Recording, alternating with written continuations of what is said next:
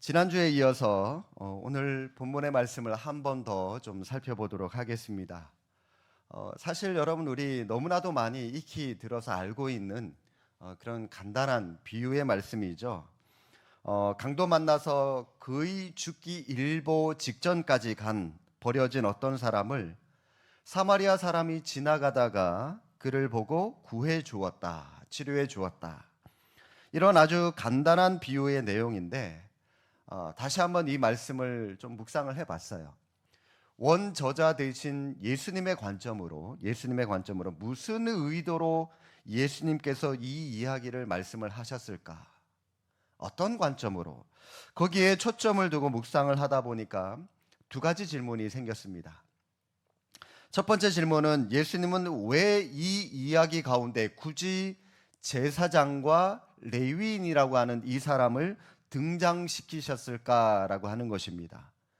그냥 이 사람들 안 도와줬잖아요. 그냥 이 사람들은 통과시키고 패스하고 사마리아 사람이 강도 만난 사람을 보고 돌봐주고 치료해주고 구해줬다. 그러면 되는데 굳이 여기에 도와주지도 않은 이 제사장과 레위인을 언급한 이유가 뭐냐? 이 사람을 등장시킬 때는 예수님께서 뭔가를 의도하고자 하신 그런 이유 때문에 등장을 시키셨겠죠. 이게 첫 번째 질문이었고요. 두 번째 질문은 그냥 지나가는 사람이 강도 만난 사람을 보고 도와줬다 그러면 되는데 굳이 도움을 준 그 사람의 정체, 사마리아 사람이다라고 하는 그의 정체를 밝히고 있다는 겁니다. 또 그걸 이야기를 하고 있는 이유가 무엇인가라고 하는 것이 두 번째 질문이었습니다. 그리고 나서 오늘 본문을 다시 한번 묵상을 하니까 오늘 본문에 나온 예수님께 와서 내가 어떻게 해야 영생을 얻을 수 있습니까? 라고 질문을 던졌던 이 율법 교사와 또 예수님께서 이 비유에 등장시키고 계신 제사장과 레위인들, 이 세 사람들에게 발견되는 공통점이 하나가 있습니다. 여러분 그 공통점이 뭘까요? 이 사람들은 다 율법의 성경에 능통한 사람들이다라고 하는 공통점입니다. 늘 성경을 가까이 하는 사람입니다. 율법을 연구하고 율법을 묵상하고 또 많은 사람들에게 그 율법의 영향력을 끼치면서 살아가는 사람들이죠. 여기에 반해서 사마리아 사람은 어떤 사람입니까? 그 당시 유대인들의 관점으로는 이 사람은 사람 축에 들어가지도 못하는 사람이에요. 좀 더 극단적으로 말하면 개만도 못한 사람이에요. 유대인들의 관점으로. 유대인들에게 있어서 사마리아 사람들은 이방 민족들과 피를 섞은 불순하고 불결한 그런 사람이었기 때문에 가까이 하기는커녕 상종조차도 하지 않은 그런 사람이 바로 이 사마리아인이라고 하는 사람들이죠. 그런데 예수님께서는 지금 의도적으로 이 두 그룹을 등장시키고 있는 겁니다. 왜요? 굉장히 괜찮은 유대인이라고 생각하는 제사장과 레위인들을 등장시키고 또 반대편에는 굉장히 불결한 사마리아 사람을 등장시키고 있는데 결과를 놓고 보니까 항상 율법을 묵상하고 율법의 핵심, 여러분 율법의 핵심이 뭡니까? 하나님을 사랑하고 이웃을 사랑하는 것이다 라고 말씀하고 있지 않습니까? 그 얘기를 항상 입에 달고 살아가고 있고 그 누구보다도 그 이론을 잘 알고 있는 제사장과 레위인들은 정작 그들의 삶의 현장에서 강도 만나 죽어가는 그 사람 앞에서 그들의 가지고 있는 그 이론이 아무런 힘을 발휘하지 못하고 있다라고 하는 겁니다. 그에 반해서 거들떠 보지도 않았던 사람 축에도 들어가지 못했던 불결한 사람이라고 여겼던 사마리아 사람은 강도 만나 죽어가고 있는 그 사람, 누워있는 그의 삶의 현장에서 사랑의 능력을 발휘했다라고 말씀을 하시면서 주님이 지금 의도적으로 이 두 부류의 사람들을 서로 대조하고 있는 겁니다. 예수님께서 지금 의도적으로 제사장과 레위인 그리고 사마리아 사람들을 서로 대조함으로써 이 율법 교사에게 무슨 메시지를 전하고 싶으셨던 것일까요? 하나죠. 한마디로 정리하면 사랑이라고 하는 것은 이론이 아니라 행동하는 것이다 라고 하는 것을 메시지로 그 율법 교사에게 알려주길 원하셨던 겁니다. 주님을 찾아왔던 율법 교사를 비롯한 당시 종교 지도자들은 사랑을 이론으로만 취급하던 대표적인 사람이었습니다. 그들은 날마다 사랑을 연구하고 사랑을 분석하고 사랑이라고 하는 것을 이론으로 만들었고 또 그 이론을 많은 사람들에게 가르쳐 줬던 사람들이에요. 그리고 나서 보니까 여러분, 이 사랑이라고 하는 관점으로 이 세상을 보니까 세상을 살아가는 사람들은 크게 두 종류의 사람들입니다. 사랑을 이론으로 알고 있는 사람과 사랑을 행동으로 실천하는 사람, 이렇게 두 부류죠. 오늘 본문도 여러분 이런 시각으로 보니까 이 비유의 말씀은 사랑을 이론으로 보고 있는 사람의 태도와 사랑을 실천하는 사람의 태도를 분류해서 설명하고 있는 비유라고 하는 것이죠. 오래 예수 믿는 사람들에게 나타나는 특징 가운데 하나는 사랑을 이론으로만 취급하는 사람들이 많이 있다는 겁니다.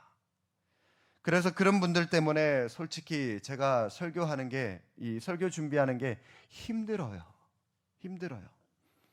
왜냐하면 사랑을 이론으로 취급하는 사람들은요, 모든 것들을 다 이론으로 분석하고 이론으로 지식적으로 생각하고 뭔가를 하나라도 더 깨닫게, 그래서 그런 분들에게 있어서 예배 시간에 이 설교라고 하는 것은 지식적으로 뭔가를 체험을 받는 그런 시간으로 많이들 보고 계시거든요. 오늘 본문에 이런 뜻이 있었네. 전에는 몰랐었는데 야, 이런 뜻이 있었어? 그러면서 자꾸 하나라도 뭔가를 더 알고 깨달아야 예배에 만족하거든요. 지식적으로 뭔가 체험을 받아야만 오늘 예배 잘 드렸다, 오늘 뭔가 은혜 받았다, 그렇게 생각을 하는 분들이 굉장히 많아요. 설교를 듣는 분들 가운데 여러분들이 이 반응을 하죠. 이 반응하는 분들 가운데 제가 제일 좋아하는 부류이면서도 동시에 제가 제일 힘들어하는 부류의 사람이 있는데, 여러분 누구냐 하면 설교를 잘 받아 적는 사람이에요. 물론 여러분 잘 받아 적어야 되죠. 그런데 그분들 때문에 또 힘들기도 해요. 왜냐하면 여러분 아무것도 안 하고 물론 가만히 듣기만 하다가 이 사람의 한계라고 하는 게 5분 10분 넘어가면 이게 깜빡하면 졸 수도 있거든요. 그렇기 때문에 아무것도 안 하고 가만히 듣고 있다가 딴 생각을 하거나 졸고 계시는 것보다는 이 받아 적는 게 낫습니다. 그런데 여러분 이런 분들 받아 적으면서 오늘은 받아 적을 게 별로 없네, 또 받아 적다가 이거 지난번에 목사님 이거 얘기했던 예화인데, 아무래도 여러분 쓰다 보면은 기억력이 남거든요. 그러면 이거 또 했던 얘기 또 하시는 거 아니야? 이럴까봐. 그래서 여러분 제가 이 설교 준비한다는 게 하나라도 그런 분들에게 더 좀 신선하고 새롭게 받아 적을 거리 만들어 드리는 게 이게 제가 설교 준비하는 내용의 전부가 돼버린 것 같아요. 여러분 받아 적지 말라는 말은 아닙니다. 받아 적으셔야 돼요. 학생들이 학교에서 공부할 때 선생님의 이 가르침을 받아 적는 것과 마찬가지로 여러분들도 말씀을 듣다가 중요한 거 있으면 저거 나한테 해주시는 말씀이다 생각하는 게 있으면 여러분 받아 적으셔야 돼요. 그런데 집에 가서 보시는지 모르겠습니다. 문제는요, 적어놓고 안 본다는 게 문제인데, 여러분 왜 받아 적어야 됩니까? 사실 제자 훈련하시는 분들 이 설교 필기하는 게 이 숙제로 드리기는 합니다만은 왜 설교를 적으라라고 하냐면 설교 내용 잘 정리해서 간직하고 있으라고요? 그거 아니에요. 설교 내용 잘 정리하다 보면 아무래도 그 말씀이 나한테 주신 그 말씀이 내 머리에 내 생각에 이론으로 잘 정리되고 그게 기억에 남거든요. 그러면 그거 가지고 내 삶 속에서 계속해서 그 말씀을 되뇌이면서 독생자를 우리에게 내어주신 하나님의 사랑이 실제적으로 우리의 삶 속에서 행동으로 나타나는 삶을 살아가라고 그래서 정리하고 적으라는 겁니다. 간직하고 있으라, 이론으로만 간직하고 있으라, 그거 아니에요. 설교에서 여러분들이 받아 적은 그 정리된 이론을 가지고 삶 속에서 실천하고 적용하면서 살아가라는 겁니다. 믿음이라고 하는 것도 여러분 마찬가지입니다.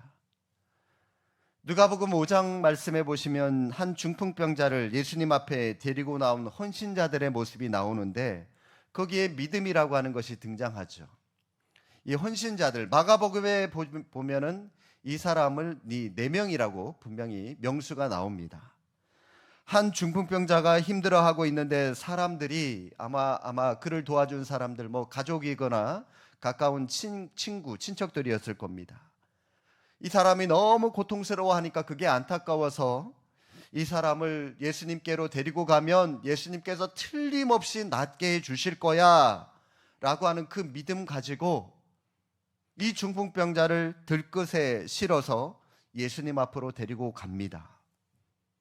그런데 막상 가니까 사람들이 너무 많이 몰려와서 들어갈 수가 없는 거예요. 들어갈 수가 없어요. 그래서 이 사람들이 무례한 방법을 선택하지 않습니까? 지붕을 뜯어내고 귀화를 벗기고 예수님을 만나게 해주려고 굉장히 무례한 짓 아닙니까? 아니, 남의 집 지붕을 뜯어내다니요, 여러분. 그런데 예수님은 그 사람들의 모습을 굉장히 귀한 것으로 보고 계신다는 겁니다. 그래서 중풍병자를 고쳐주시면서 예수님께서 뭐라고 말씀을 하시냐 보니까 20절에 이렇게 말씀하세요. 예수께서 누가복음 5장 20절입니다. 여러분 참고해서 보시고요. 한번 잘 들어보십시오. 예수께서 그들의 무엇을 보시고요? 믿음을 보시고 이르시되 이 사람아 내 죄사함을 받았느니라 하시니. 여러분 여기에 예수님께서 말씀하시는 믿음의 특징은 이론과 행동이 같이 어우러졌다라고 하는 겁니다.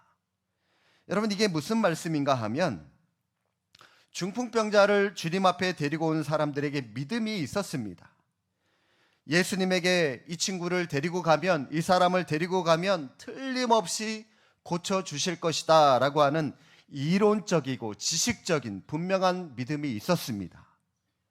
그런데 중요한 것은 이 사람들이 알고 있는 그 이론적으로 알고 있는 그 믿음을 이론으로만 아는 것으로만 그치는 것이 아니라 실제로 그 중풍병자를 이 침상에 들고 메고 예수님 앞에 데리고 갔어요. 난간에 부딪혔더니 그대로 돌아가지 않고 포기하지 않고 지붕까지 뚫고 주님 앞으로 그를 내려다 놓을 정도로 그들의 믿음이 행동으로 나타났다는 겁니다.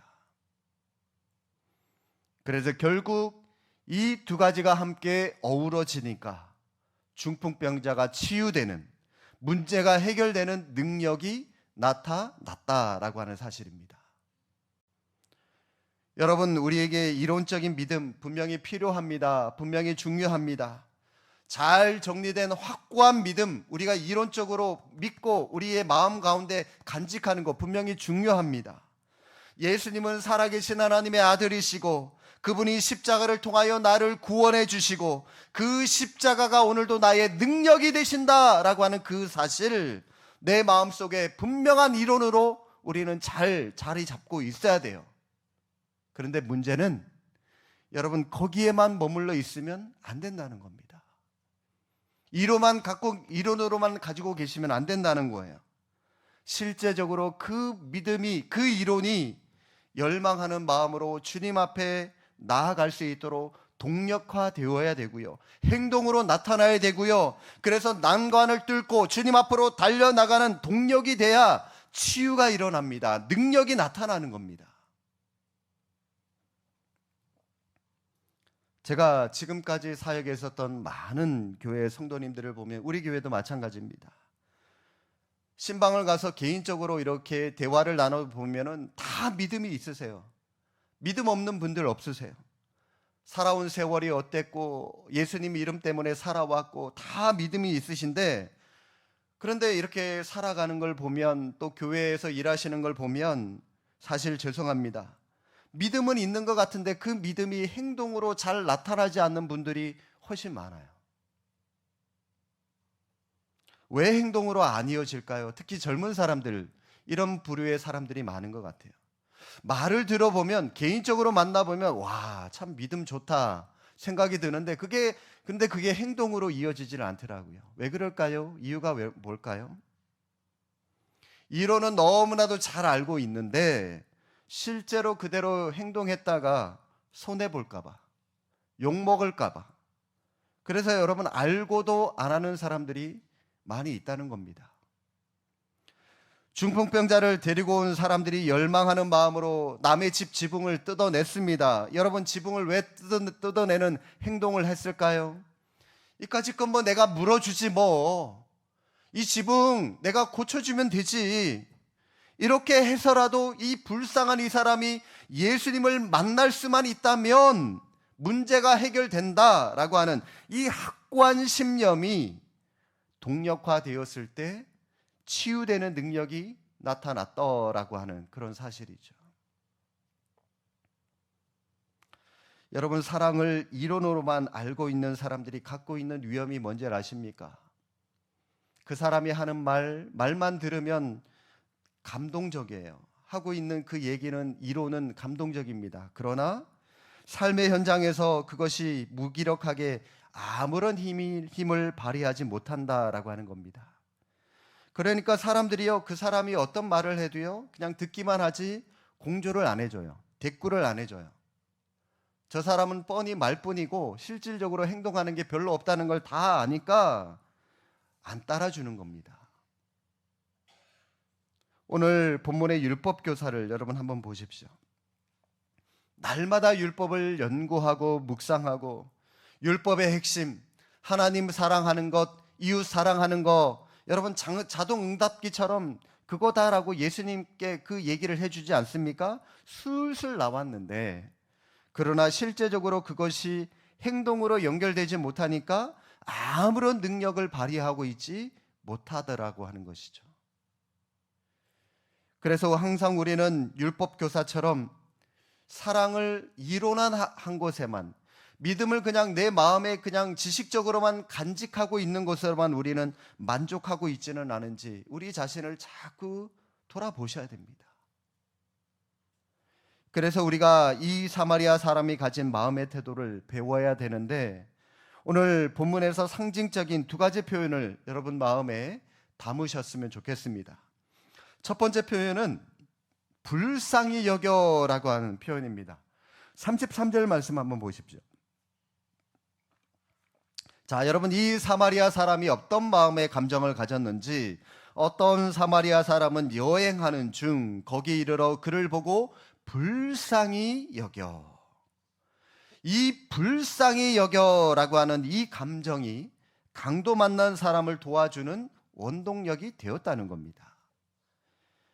그런데 여러분, 이 불쌍히 여겨라고 하는 이 말이 여기뿐만이 아니라 복음서 곳곳에 등장하는 우리 예수님의 마음과 동일합니다. 마태복음 15장 32절에 보니까 예수께서 제자들을 불러 이르시되 내가 무리를 불쌍히 여기노라. 그들이 나와 함께 있은지 이미 사흘임에 먹을 것이 없도다. 예수님께서 7병2호로 4,000명을 먹이시는 기적을 일으킨 그 장면인데, 여기서도 불쌍히 여겨라고 하는 이 주님의 감정 때문에 7병2호의 기적이라고 하는 것이 일어났습니다. 뿐만 아니라 누가복음 7장에 보시면 과부의 죽은 아들을 예수님께서 살려주시는 또 다른 기적이 나오는데, 거기서도 그 여인의 아들을 보고 불쌍히 여기사라고 하는 주님의 마음을 표현하는 장면이 나옵니다. 그 마음이 죽은 과부의 아들을 살려주는 원동력이 되었다라고 말씀합니다. 여러분, 뭘 의미할까요? 우리가 누군가에게 선행을 베풀기 전에 먼저 우리의 안에 회복되어야 될 것은 주님의 이 긍휼하심에 대한 감격이 우리 가운데 먼저 회복되어야 된다라고 하는 것입니다. 내가 먼저 주님의 불쌍히 여김의 혜택을 내가 먼저 받았습니다. 그 감격이 내 안에 회복되어서 나도 주님께 받은 그 불쌍히 여김의 마음으로 다른 사람을 불쌍히 여기는 것, 그게 감정으로 행동으로 이어지는 모습이 우리에게 있어야 한다는 것입니다. 그런가 하면 두 번째로 기억되어야 될 표현은 돌보아 주니라 라고 하는 표현입니다. 34절, 가까이 가서 기름과 포도주를 그 상처에 붓고 싸매고 자기 짐승에 태워 주막으로 데리고 가서 돌보아 주니라. 이 사마리아 사람이 강도 만난 사람을 향해서 품었던 감정, 불쌍히 여기사, 여러분 이것을 이론화시켜서 자기 감정으로만 간직하고 있는 것이 아니라 어떻게 했다고요? 돌보아 주니라. 실제적으로 행동했다는 거잖아요. 실제적으로 도와줬다는 거잖아요. 감정과 행동, 이론과 실천, 이 두 가지가 한 세트로 이루어지니까 능력이 나타났습니다. 그리고 보면 여러분, 이 돌봐주니라라고 하는 이 표현 가운데 함축적인 두 가지 메시지가 담겨 있습니다. 상처만 단순히 치료를 해준 것이 아니라 어떻게 더 도와줬다라고 말씀하고 계시죠? 하나는 35절 중간에 보니까 비용이 더 들면이라고 하는 말씀이 나오죠.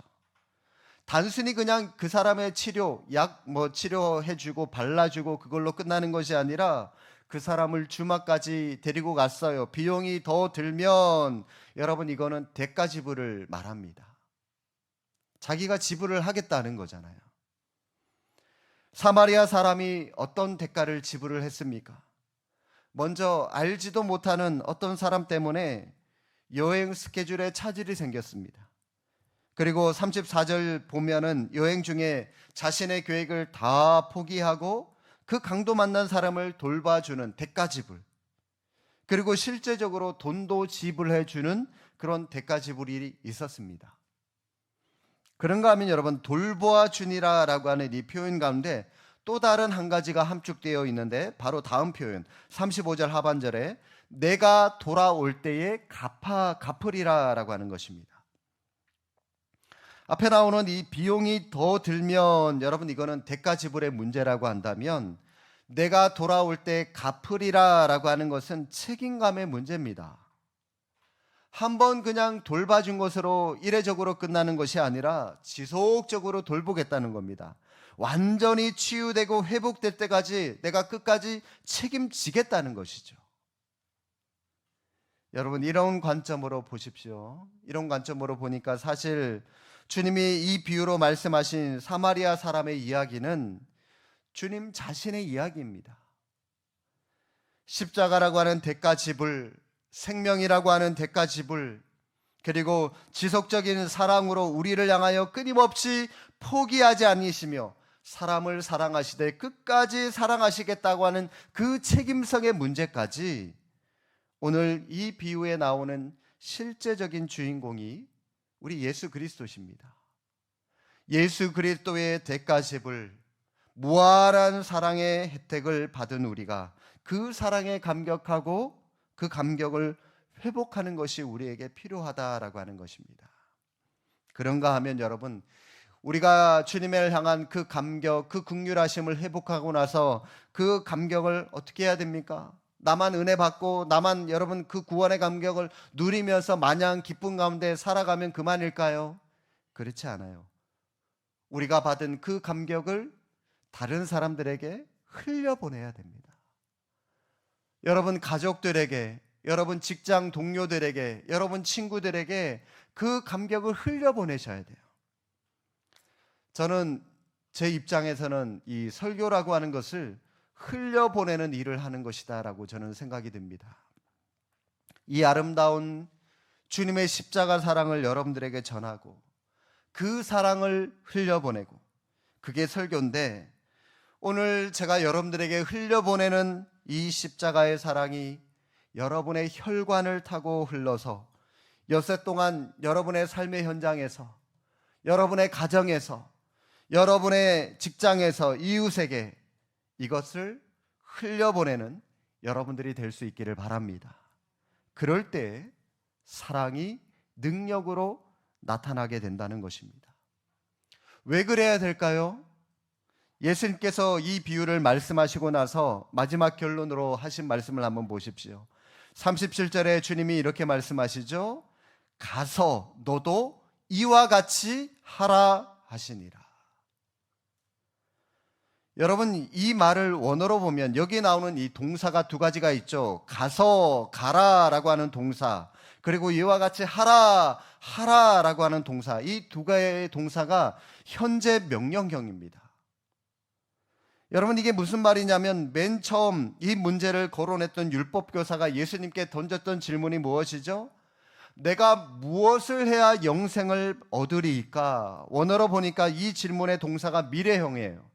내가 어떻게 하면 장차 앞으로 미래에 영생을 받을 수 있겠습니까? 라고 질문을 했는데, 그런데 예수님은 이 미래형의 질문을 현재 명령형으로 지금 바꿔버리셨습니다. 가서 너도 이와 같이 하라. 여러분, 언제 가고 언제 하라는 겁니까? 가라, 하라, 이게 현재형이라고 말씀을 드렸잖아요. 그렇죠? 지금 가고 지금 하라는 거예요. 앞으로가 아니에요. 지금입니다. 지금. 우리의 관심이 먼 미래가 아니라 여러분이 현재 발을 딛고 있는 지금, 현재 여기에 있어야 된다라고 말씀을 하고 있는 겁니다. 내가 지금 있는 곳에서 하나님의 나라를 구현하고 불쌍히 여기는 마음으로 강도 만난 자를 돌보고 섬겨줄 때에 그것이 우리의 영혼이 살아나는 비결이다라고 하는 사실. 혹시 여러분 마더 테레사 효과라고 하는 얘기 들어보셨나요? 마더 테레사 효과. 1988년 미국 하버드 대학교 심리학 교수가 흥미로운 실험을 하나 했다고 합니다. 132명의 이 하버드 대학생들에게 테레사 수녀가 인도에서 가난한 사람들을 돕는 그 영상을 보여줬다고 합니다. 그런 후에 그 사람들 그 침 속에 면역 항체 변화를 측정을 했더니 그 결과 영상을 보기 전보다 면역 항체가 50% 이상 증가했다라고 하는 그런 사실을 발견했습니다. 자기가 직접 봉사에 참여한 것도 아닙니다. 그냥 봉사하는 영상을 보여주기만 했는데도 몸 안에서 건강한 면역체가 살아나고 있었다는 하는 거죠. 여러분, 이처럼 남을 돕는 활동을 통해서 그것이 우리의 정신적, 신체적으로 얼마나 유익한 호르몬을 만들어내는가, 여러분 이것을 조사해서 발표한 결과가, 그 용어가 마더 테레사 효과라고 하는 그런 용어가 나오게 된 겁니다. 지난주 말씀 기억하십니까? 내 안에 울고 있는 강도 만난 자아가 있습니다. 힘들어요, 우울해요, 슬픕니다. 그런데 여러분, 힘든 나에게만 집중했을 때는 그것이 치유가 되지 않았었습니다. 그런데 우리가 누군가를 향하여 손을 내밀고 그 사람을 도와줄 때 그 사람도 내 도움으로 말미암아 혜택을 받지만 내가 치유되는 것이다 라고 말씀을 드렸습니다. 이게 여러분 마더 테레사 효과죠. 바로 여러분 세계적인 대학교라고 하는 하버드 대에서 바로 이 주님의 말씀을 검증한 게 이게 바로 마더 테레사 효과라고 하는 것입니다. 여러분 중에 특히 우리 어르신들 가운데 동일한 동년배에 비해서 특히 좀 건강한 분들이 계실 겁니다. 오늘날 여러분 우리의 이 가정 가운데 이혼으로 말미암아 또 결손으로 말미암아 깨어진 그런 가정들이 얼마나 많이 있습니까? 그러나 여러분 중에 부부가 함께 신앙생활을 하면서 신앙적으로 큰 어려움 없이 예수님을 잘 믿는 그런 가정들도 분명히 있을 것이고요. 또 오늘날 자녀가 가출하고 문제를 일으키는 그런 가정들 또 얼마나 많이 있습니까? 그럼에도 불구하고 여러분 가운데 특히 자녀가 큰 문제를 일으키지도 않고 부모의 말에 순종도 잘하고 예수님도 잘 믿고 신앙적으로 그렇게 잘 살아가는 그런 자녀들도 분명히 있을 겁니다. 하나님은 그런 분들에게 왜 이러한 평탄함을 허락을 해 주신 것일까요? 여러분, 그것은 여러분을 영적 취사병으로 세우셨기 때문입니다. 군대 가면 훈련병들이 열심히 고된 훈련을 받을 때에 취사병들은 그 훈련에서 열애시킵니다. 훈련밖에 안 해요. 그런데 여러분, 취사병에게 열애시켜주는 이유는 그 열애가 마냥 쉬고 있어라 그렇지 않습니다. 훈련병들이 열심히 훈련받을 때 취사병들은 그 시간에 열심히 밥을 짓습니다. 요리를 하고 조리를 만들고 음식을 만들어서 훈련하고 돌아온 고단한 병사들에게 식사 대접 잘 하라고 훈련해서 면제시켜 주는 거죠. 마찬가지입니다. 하나님이 우리 중에 특별히 여러 가지 환난을 피하게 해주신 분들이 계신다면 그런 분들이 바로 영적 취사병이기 때문입니다. 왜 여러분에게 건강을 허락을 해주신 것일까요? 부지런히 등산만 하시라고 그럴까요? 왜 여러분을 이렇게 아무런 문제가 없도록 하나님께서 여러분 가정을 평탄하게 만들어 주신 걸까요? 왜 여기저기 이혼으로 가정들이 또 가슴이 찢어지는데 여러분 가정은 순탄하게 하나님께서 평탄하게 만들어 주신 것일까요? 여러분이 바로 강도 만난 사람, 인생길 가운데 고통 가운데 있는 사람들, 그 사람들 도와주라고 주님이 남겨놓은 영적 취사병이라고 하는 그런 존재라고 하는 사실을 믿으시기 바랍니다. 도와주라는 거예요. 저는 오늘 선포된 이 말씀이 또 하나의 이론으로만 남을까 봐 심히 제 마음 가운데 말씀을 준비하고 또 선포하는 이 가운데도 심히 염려가 됩니다. 바라기는 이론을 넘어서 행동으로 이어질 수 있기를 바랍니다. 우리 교회가 하나님의 시선이 머무는 교회를 구원하는 그런 복된 교회로 나아가는 디딤돌, 오늘 말씀이 그런 디딤돌이 될 수 있기를 주님의 이름으로 축복합니다. 기도하겠습니다.